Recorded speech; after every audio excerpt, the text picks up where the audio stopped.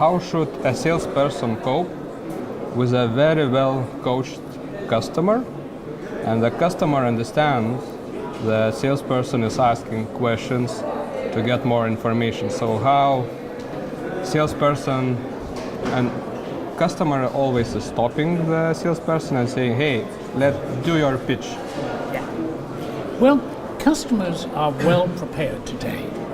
Customers often do more research on the salesperson than the salesperson on the customer, because customers know about products, they know about competitors, they have a lot of information, and they're very well prepared.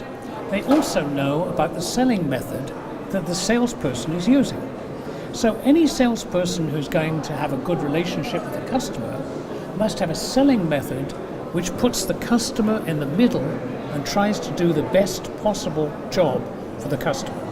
One of the reasons why the spin model that I developed has become so popular throughout the world is it's centered on helping the customer understand their problems and solve their problems.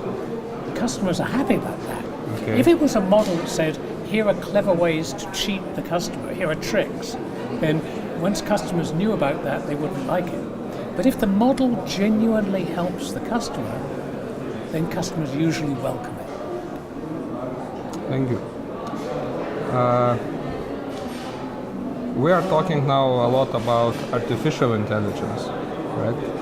And what do you think about artificial intelligence in B2B sales, actually?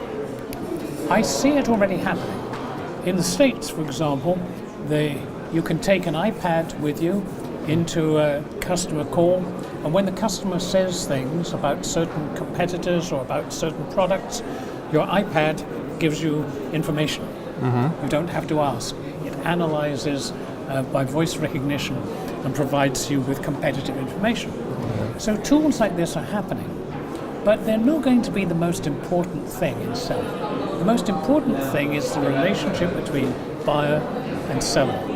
All the other things are tools to help it, but they're not as important as the face-to-face relationship between customer and salesperson. All right.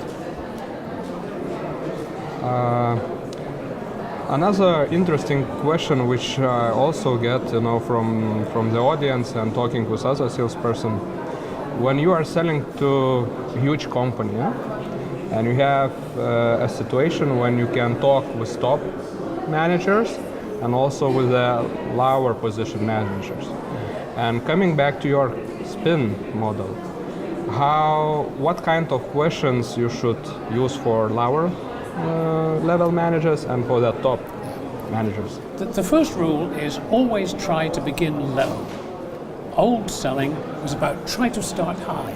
If you start at the top, you only have one chance. You need preparation, and you get the preparation by starting low. So start with lower level people in the organization and help understand the company, the situation, help understand the basic problems, because that lets you plan a very effective call at a higher level. Because at a higher level, you want to not look just at the problem, you want to look in depth of this problem is causing this, it's costing that, it's having this effect on your customers. And that works well at a higher level. Great answer. You did a great job analyzing salesperson, and could you share with us what purchase managers are doing? I mean, they are very coached, and how they are buying, actually. Well, purchasing is changing. The best purchasing managers want the best value from their salespeople, which is not always the best price. Bad purchasing is all about how to get the best price, even if it's the wrong product.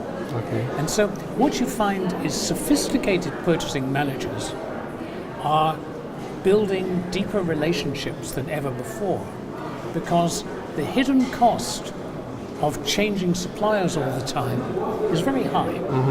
And many of them know that if I just buy the cheapest, I'm not going to get the best long-term deal.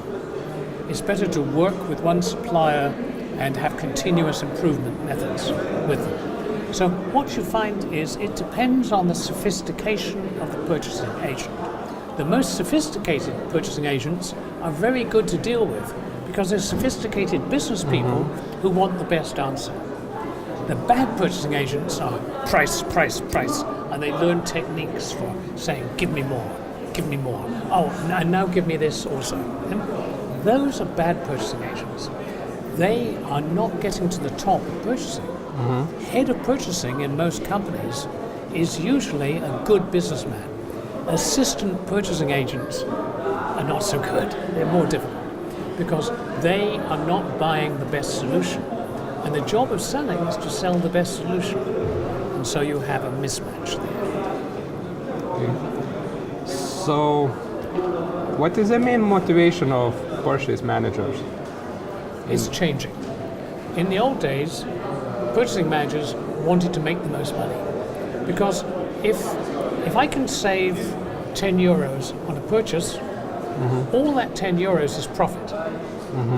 If I, for example, buy a faster machine because I want a faster machine, I have to pay for the machine before I get the results. So you have to usually make an investment to get a return. In purchasing, you take all from the supplier, so you get all the profit. So that's why there's been a big emphasis on purchasing as a producer of profit. But more and more, purchasing is saying that's short term. Long term, it's more damaging if you end up with the wrong solution and it's cheaper, or you end up with antagonizing suppliers, because unless they make a decent profit, they won't have a good relationship with you.